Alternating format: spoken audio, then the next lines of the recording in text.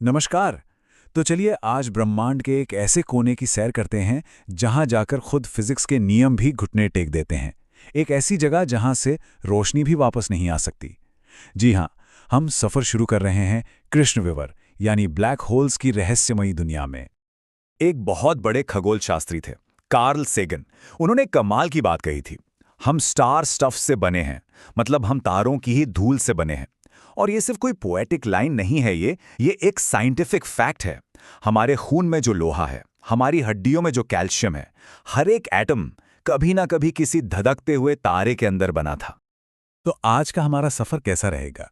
सबसे पहले हम इसी आइडिया को समझेंगे कि हम तारों से कैसे जुड़े हैं।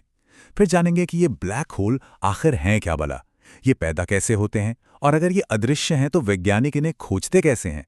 और आखिर में हम बात करेंगे इनसे जुड़े कुछ सबसे बड़े रहस्यों पर।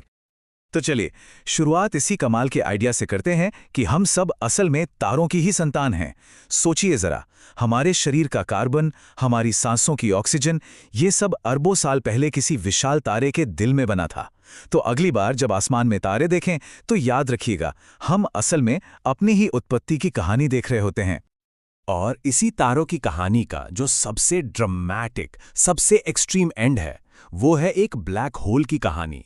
ये उन सबसे विशाल तारों की जिंदगी का वो आखिरी अध्याय है जो सिर्फ तारे को ही नहीं बल्कि स्पेस और टाइम के ताने बाने को ही हमेशा के लिए बदलकर रख देता है।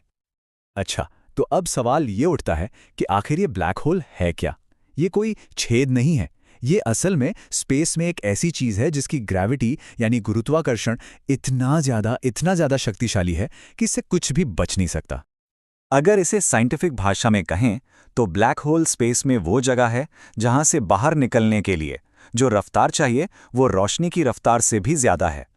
और क्योंकि यूनिवर्स में लाइट से तेज कुछ भी नहीं चल सकता, तो इसका मतलब सीधा सा है, एक बार कोई चीज अंदर गई तो मतलब हमेशा के लिए अंदर, नो एस्केप। और ये जो पॉइंट ऑफ नो रिटर्न है ना, इसी बाउंड्री को साइंटिस्ट कहते हैं इवेंट होराइजन या घटना क्षितिज। इसे आप ब्रह्मांड का एक वन वे दरवाजा समझ सकते हैं। एक बार आप इस दरवाजे के पार गए तो वापसी का कोई रास्ता नहीं है।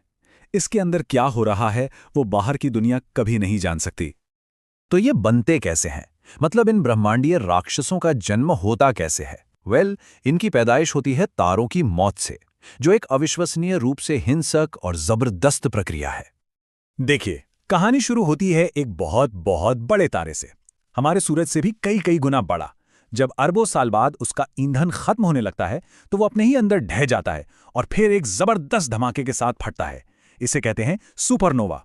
इस धमाके के बाद जो उसका कोर बचता है वो अपनी ही ग्रेविटी के नीचे दबना शुरू हो जाता है। और अगर वो कोर काफी भारी है तो कोई भी ताकत उसे और सिकुड़ने से नहीं रोक पाती और वो एक ब्लैक होल में बदल जाता है। अब आप सोच रहे होंगे कि ये कितना ज्यादा घना होता होगा।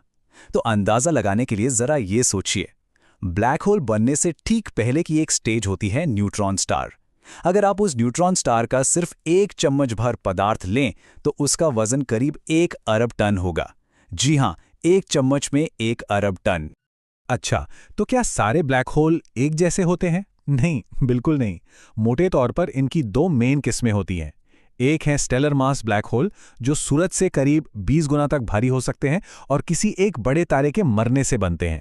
और दूसरे हैं सुपरमैसिव यानी अति विशालकाय ब्लैक होल। इनका वजन तो लाखों बल्कि अरबों सूर्यों के बराबर होता है और माना जाता है कि ये छोटी छोटी गैलेक्सीज और दूसरे ब्लैक होल्स के आपस में मिल जाने से बनते हैं। और ये मत सोचिए कि ये सब कहीं बहुत दूर की बातें हैं। अरे, हमारी अपनी गैलेक्सी मिल्की वे के बिल्कुल सेंटर में, जी हां, हमारे अपने घर के बीचों बीच एक सुपरमैसिव ब्लैक होल बैठा है। इसका नाम है सजिटेरियस ए स्टार और इसका वजन हमारे सूरज से 40 लाख गुना से भी ज्यादा है। अब यहां एक बहुत बड़ा सवाल खड़ा होता है, अगर कोई चीज पूरी तरह से काली है, अदृश्य है, जो रोशनी तक को निगल जाती है, तो उसे देखेंगे कैसे, उसे ढूंढेंगे कैसे? तो इसका जवाब बड़ा मजेदार है। एस्ट्रोनॉमर्स सीधे ब्लैक होल को देखने की कोशिश ही नहीं करते। वो बन जाते हैं कॉस्मिक जासूस। वो अपराधी को नहीं बल्कि उसके आसपास छोड़े हुए सुरागों को ढूंढते हैं। वो ब्लैक होल के जबरदस्त गुरुत्वाकर्षण के असर को देखते हैं। तो क्या है ये सुराग? पहला, वो तारों की हरकत पर नजर रखते हैं।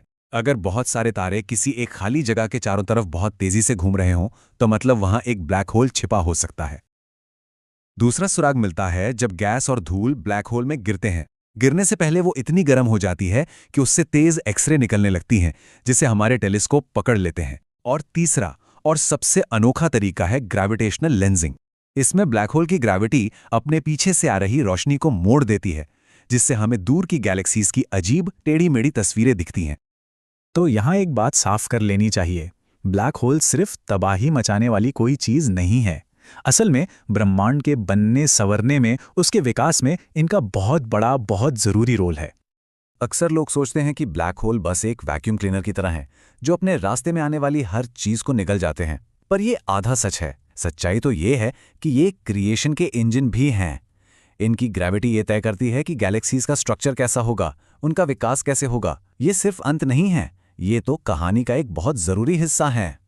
तो हम आज की बात को इसी एक बड़े सवाल पर छोड़ते हैं, क्या ब्लैक होल सिर्फ एक अंत है जहां सब कुछ हमेशा के लिए खत्म हो जाता है, या फिर ये एक नई शुरुआत भी हो सकते हैं? स्टीफन हॉकिंग जैसे महान वैज्ञानिकों का मानना था कि शायद ब्लैक होल हॉकिंग रेडिएशन के जरिए बहुत धीरे धीरे खत्म होते हैं। क्या पता, शायद वो ब्रह्मांड के इस महान चक्र का एक हिस्सा हो जो एक दिन अपनी सारी ऊर्जा वापस लौटा देंगे। ये एक ऐसा रहस्य है जो हमें हमेशा याद दिलाता है कि ये ब्रह्मांड कितना विशाल, कितना अजीब और कितना अद्भुत है।